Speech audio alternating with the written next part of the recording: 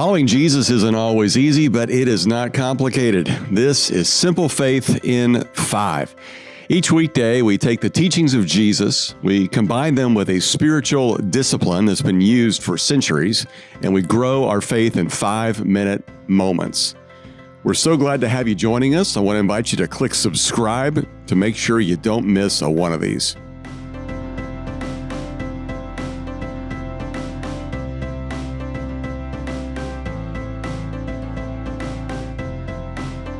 I was thinking recently about how much our tables have changed over the years.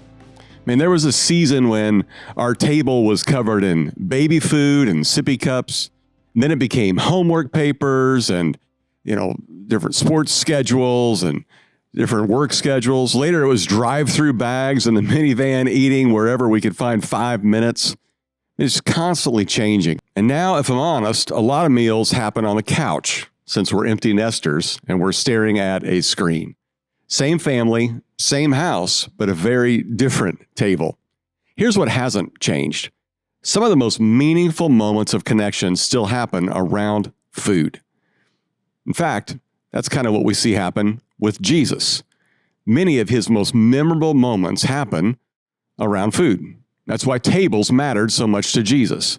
When Jesus encountered people far from God, his response wasn't condemnation, it was, let's eat. In Luke 19, Jesus sees Zacchaeus and he says, I must stay at your house today. Now, Jesus didn't wait for Zacchaeus to clean up his life. He didn't demand an apology first. He simply showed up. Luke 19:10 tells us why. He says, for the Son of Man came to seek and save the lost. That's his purpose. That's his mission statement. That's his why. And Jesus' purpose often started at a table. This week, we're going to practice the spiritual discipline of invitation. So many of our experiences already in this journey have basically been private acts where we privately pray, we privately meditate, we privately worship. But this week, I'm going to ask you to do the spiritual discipline of invitation, which is today, write down the name of one person in your life who is far from God.